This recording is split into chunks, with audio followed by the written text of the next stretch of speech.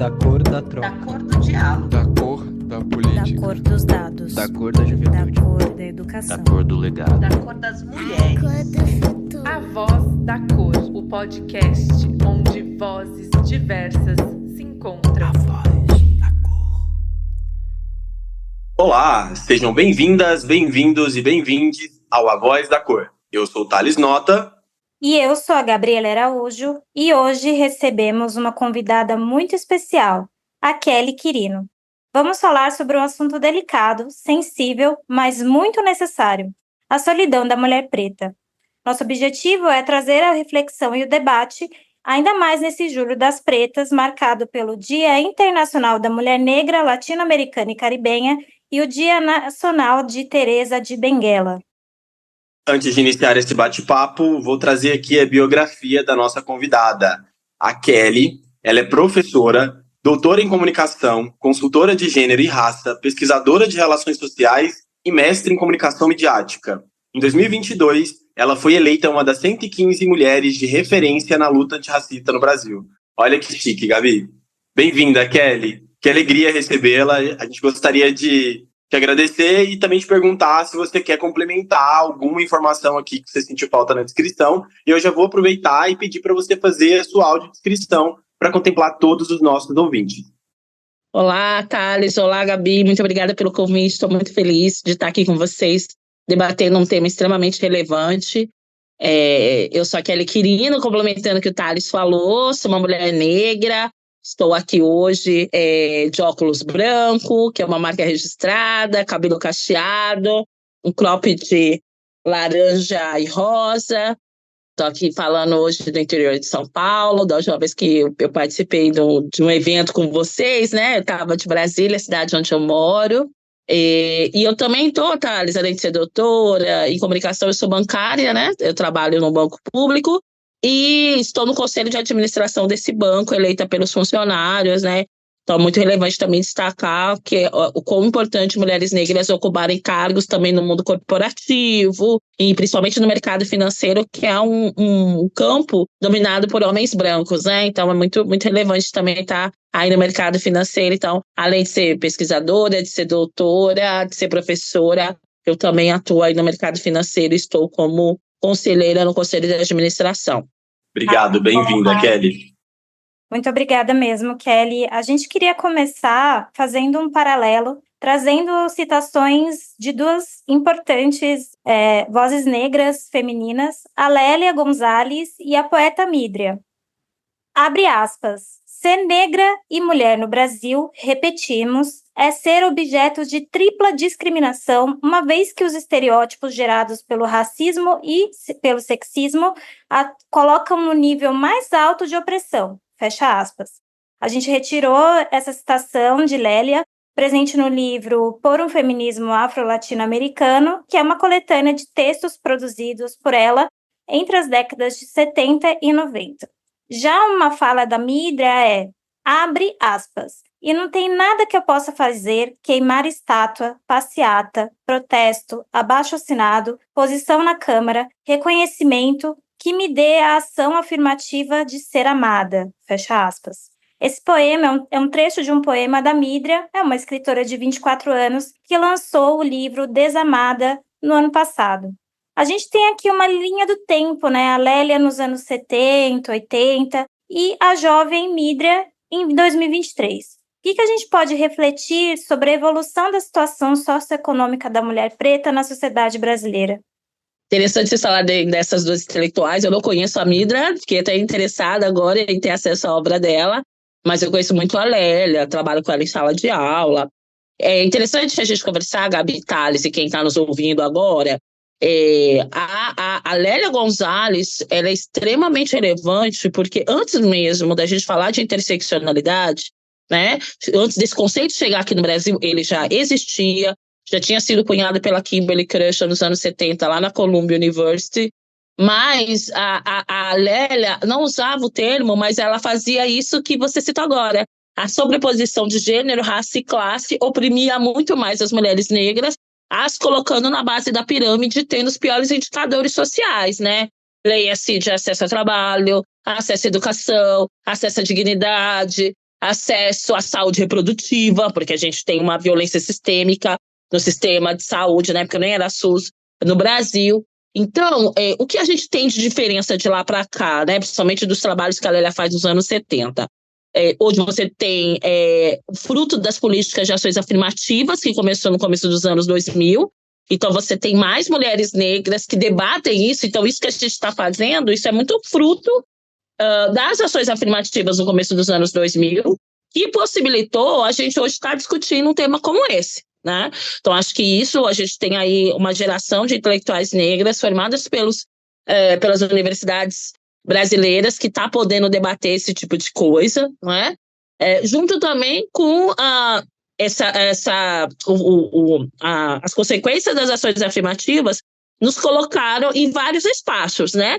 Se, historicamente, a mulher negra foi colocada no lugar de cuidado, então a gente é empregada doméstica, como a Lélia fala nos textos dela, né? Então você era a empregada doméstica, você foi a alma de leite, ou no máximo a gente era sexualizada, que a gente ainda mas sexualizada a partir da mulata do carnaval. Você já tem mais mulheres negras em outros espaços denunciando as opressões do racismo e do sexismo na sociedade brasileira. Então, isso é uma coisa que vem mudando. Agora, tem coisas que ainda se mantêm, e aí vem a poesia da Mitra, né? Porque o que ainda é atual? O fato da gente não ser amada, o fato da gente não ser cuidada, o fato da gente não ser vista com a dignidade humana. O racismo ainda desumaniza corpos negros, o racismo desumaniza nós, mulheres negras, né? E aí a gente volta na Sojourner Truth, quando ela fala, e não sou eu uma mulher, naquele texto que ela tem no século XIX, acho que é 1850, uma estadunidense, né, em Nova York, que questiona o sistema racista, quando naquele momento ela fala assim, nossa, as mulheres, os homens dão as mãos para as mulheres para subir na carruagem. Nenhum me dá a mão e eu não sou uma mulher.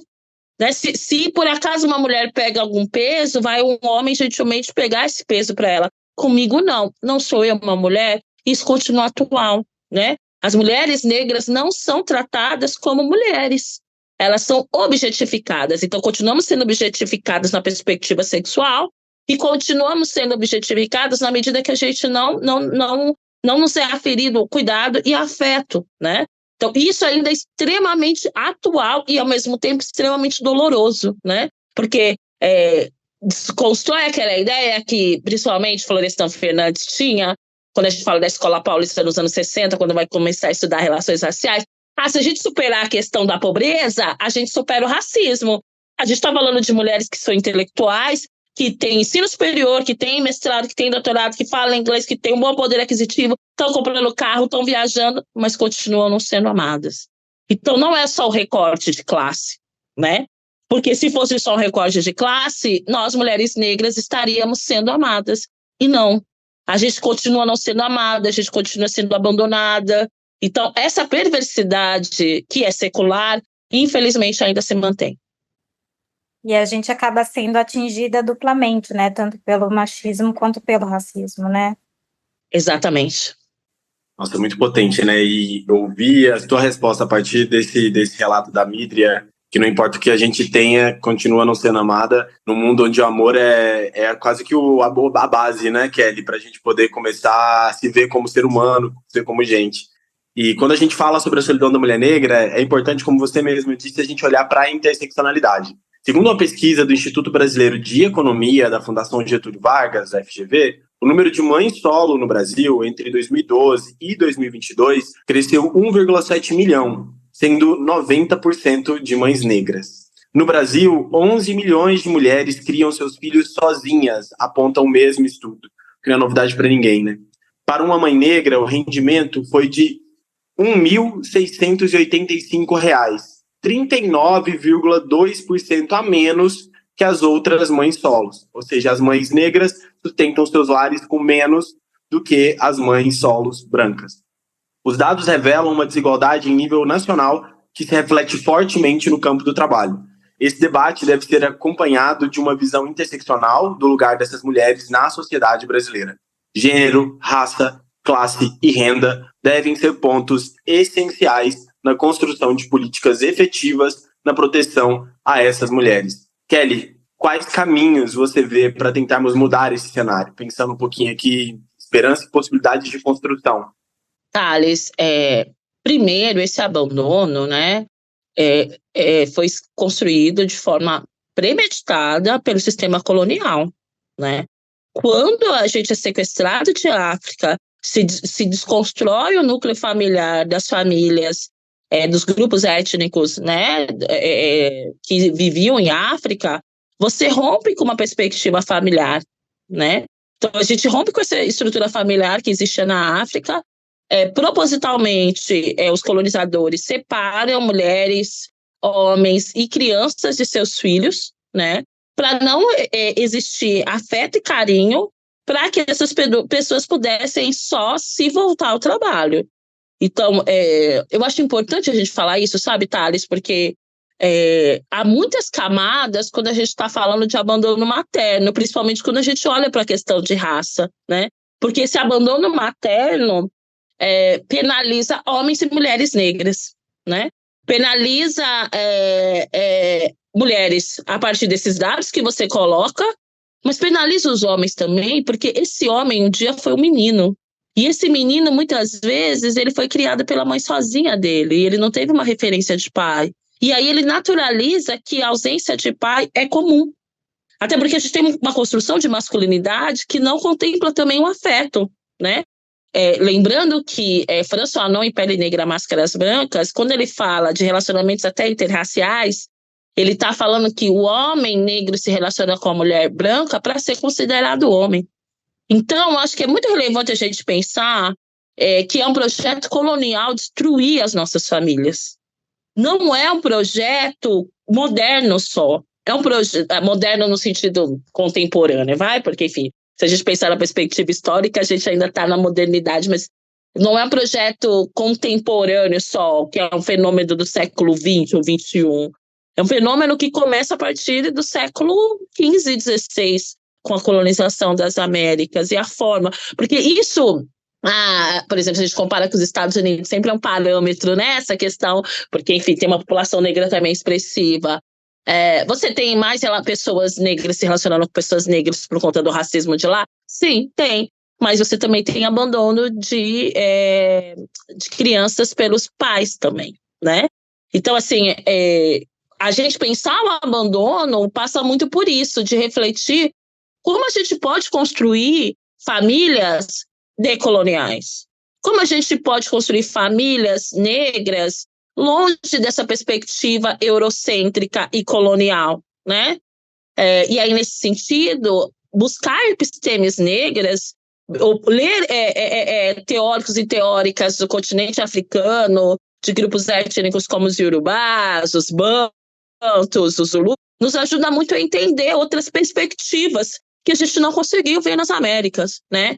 E aí é óbvio que quando a gente fala da mulher negra, junto com a questão de gênero, não dá para a gente abandonar essas crias.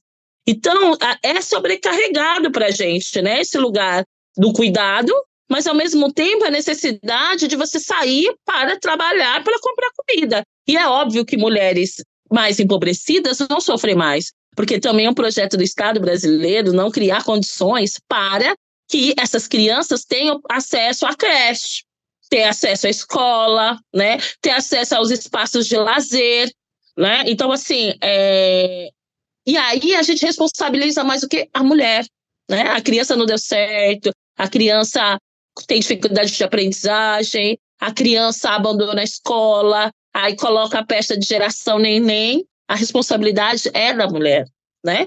Então, acho que a gente também, nosso desafio, Thales e Gabi, é construir uma outra narrativa que não só nos culpabilize, ou que jogue a responsabilidade em cima de nós, mulheres negras, mas é de toda a sociedade, né? Quando a sociedade brasileira não vê humanidade numa criança negra, não vê humanidade nessa mulher negra, é o Estado brasileiro que está condenando essa criança e está condenando essa mulher, né? Então, assim, a gente também precisa debater de forma muito séria que projeto de país a gente quer quando a gente se nega a discutir a maternidade solo, quando a gente se nega a discutir o afeto e o amor de homens negros que também é negado isso para eles, né? Então, enfim, eu sou muito a favor, que eu acho que o caminho realmente é a gente trazer esses conhecimentos ancestrais de África e conhecer esses saberes milenares que deram certo, né? Tem um provérbio iorubá que fala, né? É preciso uma comunidade para criar uma criança. É preciso uma comunidade para criar uma criança. A responsabilidade de criar essa criança não tem que ser só da mãe, não. É de toda a comunidade, né?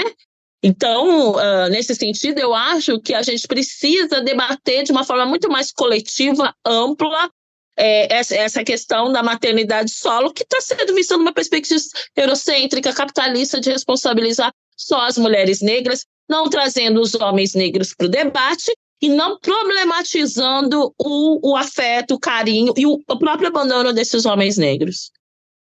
E infelizmente, né, Kelly, esse sistema é tão competente em fazer isso, que essa mulher é responsabilizada e acaba gerando essa culpa em cima de culpa, e ela tem que trabalhar essa culpa, e aí ela não tem acesso a um sistema psicológico, apoio psicológico, suporte psicológico gratuito, de maneira disseminada, e nisso o psicológico dela também só reforça, né, essa não maternidade, que ela não é suficiente, que ela deveria ter feito mais, quando na verdade ela não consegue, porque ela deveria estar colocando dinheiro dentro de casa, né, é um sistema, infelizmente, extremamente competente, que se mantém e que se retroalimenta. Exatamente, você vulnerabiliza mais, né? Você vulnerabiliza mais a mãe, as crianças, a comunidade, né? E se a gente cria espaços onde tem afeto, carinho e cuidado, para além só da mulher negra cuidar, mas que o Estado proponha, a gente está resolvendo questões muito sérias em relação aos piores índices de educação que a gente tem, em relação, sei lá, matemática, português, a questão da não qualificação desses jovens, né? É menos investimento em ciência, inovação e tecnologia, que ajudaria muito no desenvolvimento do nosso país, e principalmente a questão da violência, né? É menos possibilidade de um jovem negro ser cooptado por tráfico, começar a ser delinquente, cometer crime, e aí o destino dele ser a cadeia ou cemitério. As coisas estão encadeadas. É um projeto, gente. Acho que isso que a gente tem que estar ligado, entendeu? Não nos amar, não nos cuidar, não criar políticas, não fazer com que a gente não conheça uma episteme africana. É um projeto, né? E eu acho que a nossa geração que está tendo acesso a outras leituras, às outras experiências, tem que trazer isso para o centro, debatendo e principalmente criar políticas públicas a partir dessas epistemes que a gente acredita, para a gente não cometer os mesmos erros que a gente tem cometido aí nos últimos 5 séculos. Exatamente, como já dizia a Zoe da Trindade, a gente precisa retomar os nossos valores civilizatórios, né, afro-brasileiros. E, para ampliar o debate sobre esse tema e também versar sobre a situação das mães solos, a gente entrevistou a também jornalista, mestre de cerimônias, modelo, miss, mãe e idealizadora do Mães Pretas, Letícia Costa. O Mães Pretas é um coletivo que promove a aproximação e fortalecimento identitário entre mães e crianças pretas em Curitiba e que vem estabelecendo, por meio de um aplicativo de mensagens, uma rede de apoio e acolhimento na região, além de encontros presenciais. Perguntamos para a Letícia como foi a criação do grupo e como Mães Pretas tem se tornado uma rede de fortalecimento também para mães solos e pedimos para que ela relatasse um pouco sobre a percepção dela sobre a solidão da mulher negra. Vamos ouvi-la. O Mães Pretas surgiu em 2022, quando a gente ainda tinha muitas restrições por conta da pandemia da Covid-19. Eu me sentia muito sozinha e eu gostaria muito de conversar e trocar mais com outras mães. Eu participava de alguns grupos no Facebook de maternidade, mas eu percebia que existia muito julgamento nesses grupos. Uma mãe postava lá alguma situação que ela estava passando, embaixo chovia de comentário de outras mulheres julgando as escolhas daquela mãe. E aquilo me incomodava muito, assim, me deixava muito mal. Então eu saí de todos esses grupos do Facebook, e aí conversando com outras mulheres, amigas que também são mães, elas falavam sobre isso, assim, sobre elas também sentirem o desejo de estar num espaço seguro, livre de julgamentos, para trocar sobre maternidade.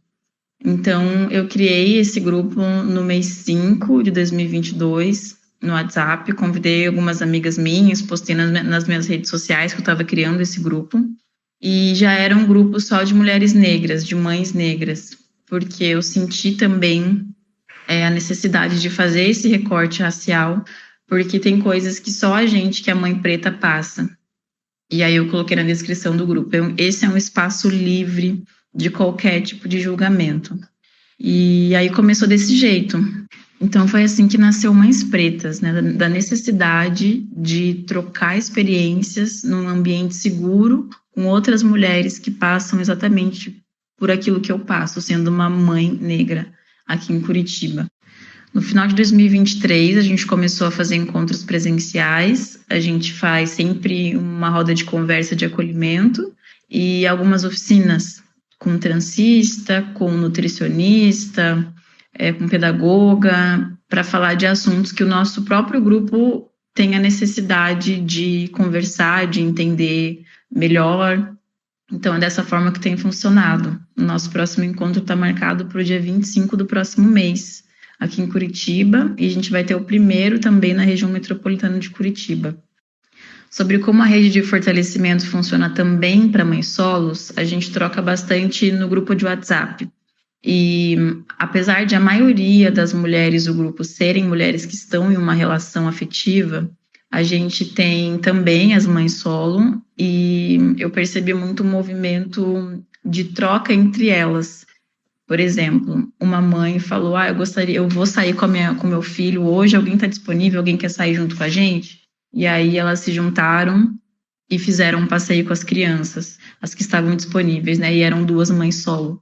Então, eu percebo que essa troca, assim, de quem está disponível, quem pode me ajudar, e aconteceu também uma situação de pedir babá, porque a mãe precisava trabalhar, não tinha com quem deixar o filho, e aí uma outra mãe foi e ajudou com a criança.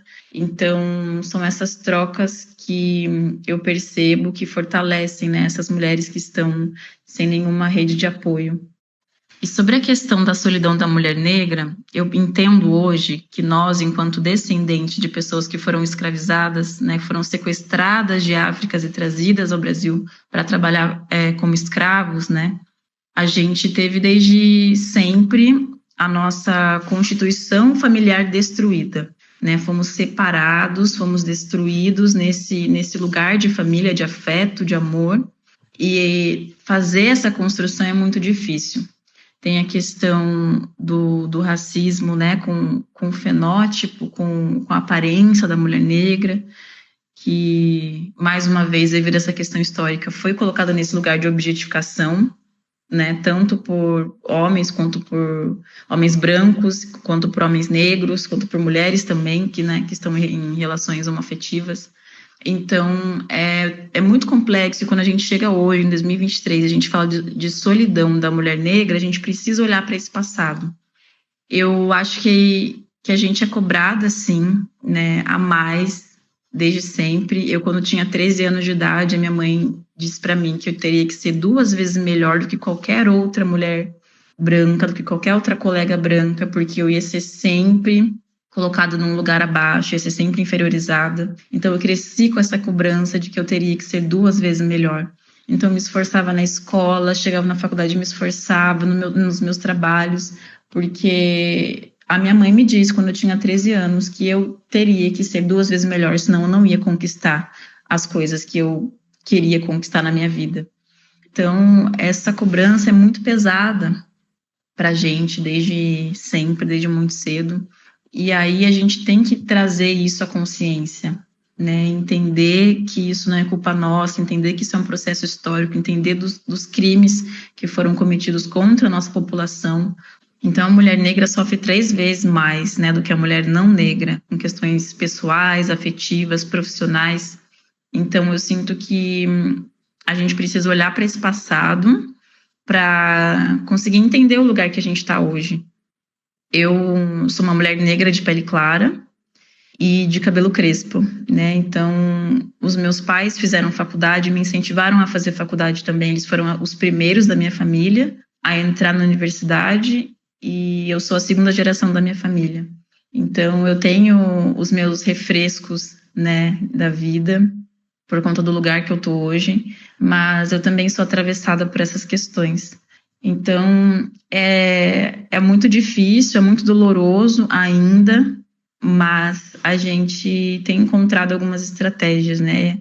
O aquilombamento, né? Essa palavra tá sendo muito falada, e eu vejo que essa é sim uma saída, é uma solução para nós estarmos juntas, estarmos com as nossas iguais e fortalecendo assim, né, a nós mesmas, as nossas identidades, porque eu acho que não tem um outro caminho, assim, a gente no mundão, assim, principalmente falando de Curitiba, apesar de Curitiba ser a cidade mais negra do sul do país, a gente é a minoria da população, né? Então, eu vejo como a única solução, assim, a gente estar juntas umas das outras e se fortalecendo, e principalmente fortalecendo as nossas crianças, nossos filhos e filhas, porque a gente sabe que eles são o presente, né? E depois de tudo que a gente passou, de tudo que os nossos pais, nossos avós e bisavós passaram, estar hoje nesse lugar, com essa consciência, é extremamente importante, porque eles já estão colhendo os frutos, né, que foram plantados lá atrás. E a gente precisa continuar esse trabalho, é extremamente importante continuar esse trabalho de fortalecimento das crianças. Agora, para fechar, gostaríamos de destacar que, infelizmente, as mulheres negras estão no topo da cadeia da vulnerabilidade social. Quando há uma violência contra a mulher, a vítima é negra em mais da metade dos casos. De acordo com o mapa da violência, as vítimas de violência entre as mulheres negras no Brasil cresceu, está em torno de 54,2%, enquanto o homicídio das mulheres brancas caiu 9,8%. Os dados mostram que o feminicídio tem cor. As mulheres negras são discriminadas em diversos setores. No mercado de trabalho, estão expostas a condições precárias de emprego, baixa remuneração, diferença e de desigualdade salarial, exploração de mão de obra e assédio moral e sexual em razão da herança cultural racista e escravocrata, como essa sexualização da mulher que a Kelly trouxe para a gente logo mais cedo. Mas para além de tudo isso, e de políticas públicas, gostaríamos também de falar sobre a autoestima da mulher negra, como trabalhar para empoderá-la no meio de tantos problemas e por meio da representatividade, como que você consegue enxergar uma possibilidade, Kelly, de autovalorização dessa mulher, o que essa mulher pode fazer para se autovalorizar e também o meio dela poderia fazer para auxiliar ela, para tentar, de alguma maneira, dar um respiro no meio dessa situação toda que é bastante desestimulante. Olha, Thales, não tem uma só resposta, porque são muitas coisas que a gente precisa para construir a nossa autoestima, até porque, enfim, né? Numa sociedade racista, tudo que é ruim, é negativo, é associado a nós, né? Então, é todo um trabalho aí que é feito de construção de uma identidade positiva, para a partir disso a gente sair dessa negação de querer ser negro para tornar-se negro, né? A Sueli Carneiro, né, o Alélia que fala não se nasce negro, se torna negro, uma coisa assim, mas então vai muito nessa linha. O que eu gostaria de relatar, né, em uma das respostas eu disse que o abandono materno se dá também por esse auto-ódio, né, que os homens negros acabam desenvolvendo por conta do abandono que eles tiveram, né. O que a gente hoje tem em relação o que as mulheres negras têm feito é muito se unir, né.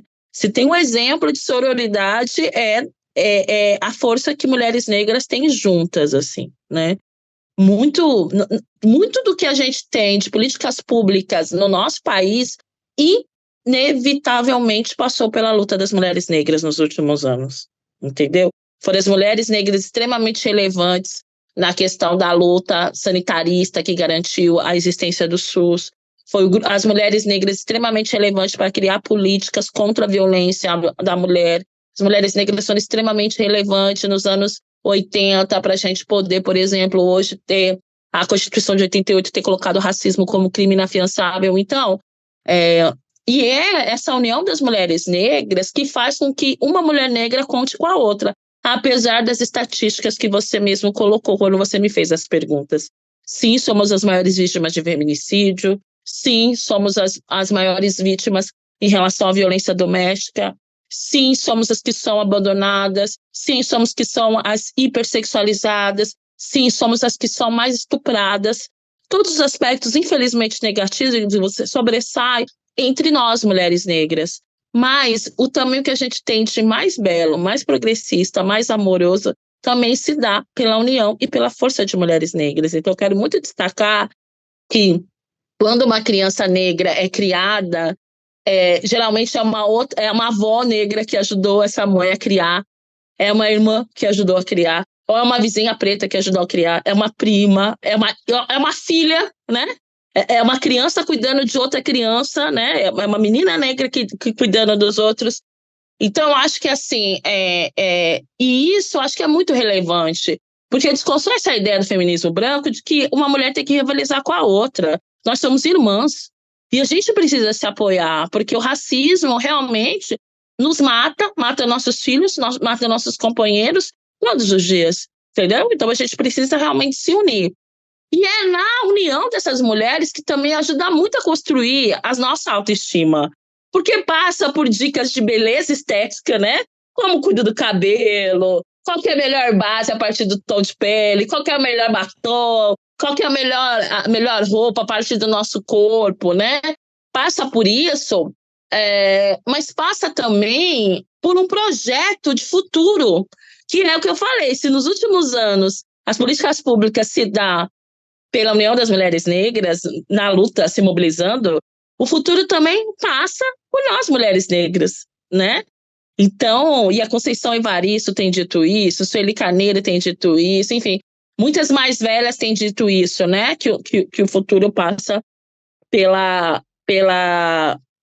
mulheres negras, né? A Angela Davis fala, né? Quando uma mulher negra se movimenta, toda uma sociedade se movimenta, né? E aí, eu acho que tem sido muito também importante, sabe, Thales, as narrativas, assim. Então, você lê, né? Pelo menos o meu processo me ajudou muito. Tanto nessa questão de consciência negra, quanto a questão de me achar bonita, de bela, ainda que seja preterida. Ainda que o sistema fale que eu não sou padrão, que eu não sou bonita, que eu não sou objeto de ser cuidada, de ser amada, do afeto, lê Bell Hooks, né? Lê Conceição Evaristo, lê Djamila Ribeiro, lê Chimamanda, né? Paulina Chiziane, em Moçambique, me ajudou muito, né? No sentido de entender, não, o problema não sou eu, né? Acho que é importante a gente levar em consideração que é toda uma estrutura de uma sociedade que não nos deu afeto. E essas literaturas nos ajudam a mostrar que o problema não é nosso. Porque a questão do racismo e do sexismo, das opressões, elas tentam te culpabilizar e responsabilizar o indivíduo. Quando você entende que é uma estrutura, você entende, não, a responsabilidade não é minha, pelo contrário, eu sou uma vítima, né? Então, se eu sou vítima, o que eu posso fazer para construir uma nova narrativa que fale sobre mim e que não me culpabilize, ou que não fale que eu sou feia, que não fale que eu não mereço ser amada, entendeu?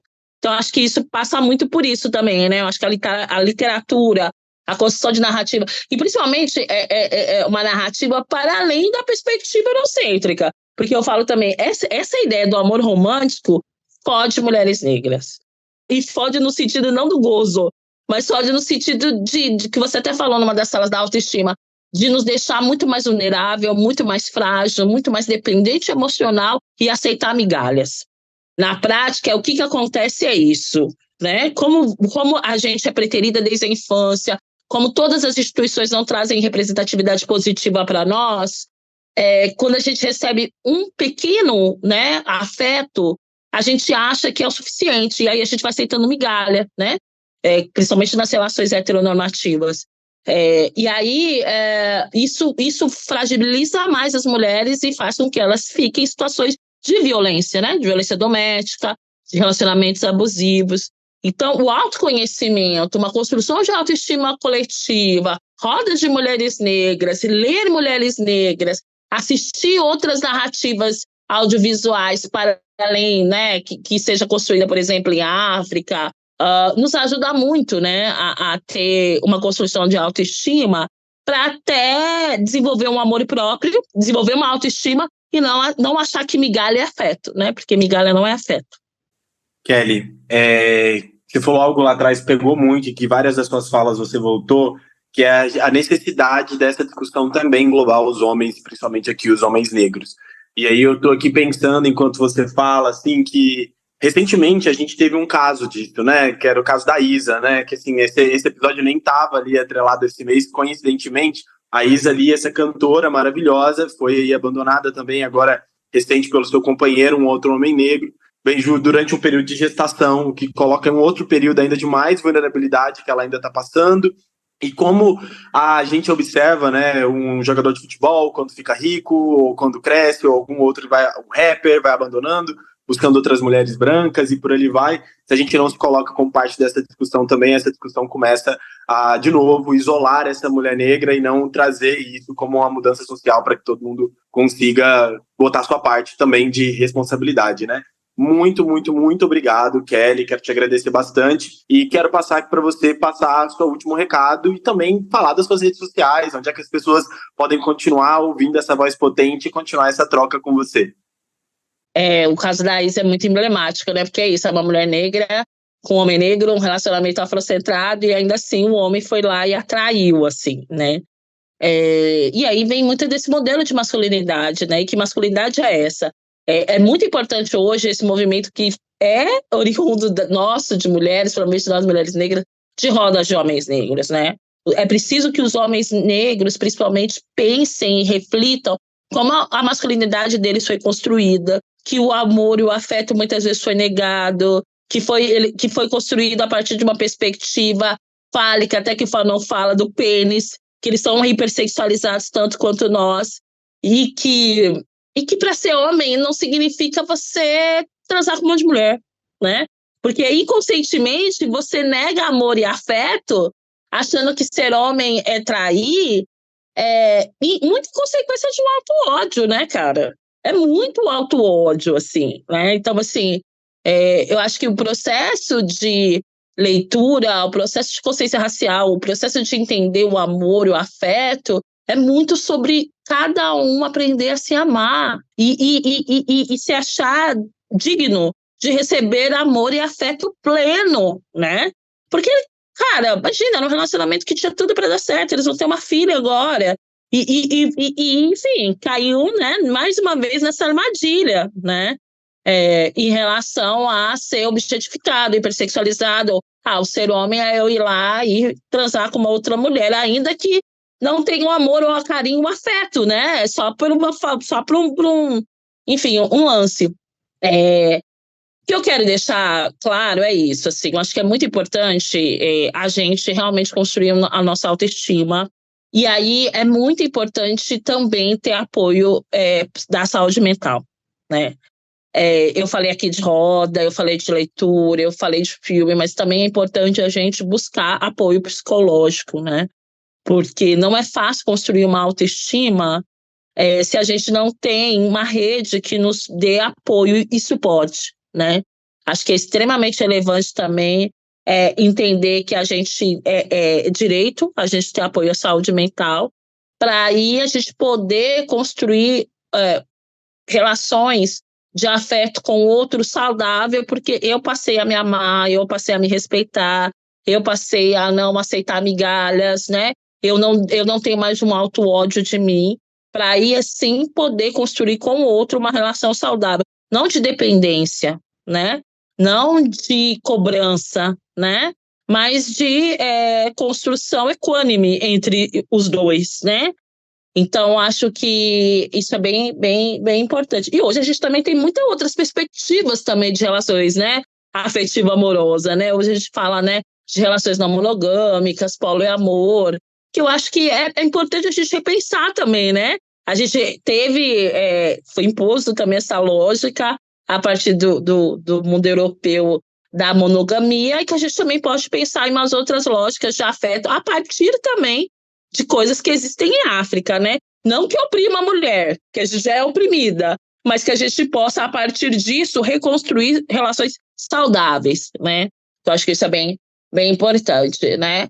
E é isso, né? A gente merece ser amada, leiam Bell Hooks, se delecie, se possibilite ser amado e amar o outro, né? Dentro de uma outra perspectiva decolonial, né? Que emancipe as nossas mentes que foram colonizadas. Vocês podem me encontrar nas redes sociais, @Kelly Quirino, no Instagram, no LinkedIn, né?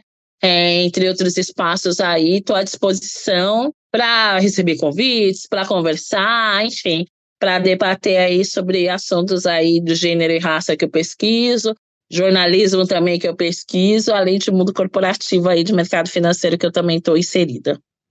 Obrigada mais uma vez, Kelly. A gente celebra muito a sua presença. Espero que todos os ouvintes também se deleitem com a sua fala. E me pegou muito, né, essa questão que você trouxe da gente poder celebrar a nossa estética, a gente poder exaltar a nossa estética e também fortalecer o feminismo negro. E este episódio ele fica por aqui. O roteiro foi elaborado pela Juliana Ribeiro, com revisão e supervisão minha, Gabriela Araújo, com o meu amigo Thales Vota. A edição é da Touro Áudio e a apresentação foi minha e do Thales. Antes de encerrar, eu deixo o convite para vocês ouvirem a todos os episódios no Spotify, YouTube, Apple Podcasts e Amazon Music do Da Cor e seguir o @instituto_da Cor no Instagram e no TikTok. Até lá!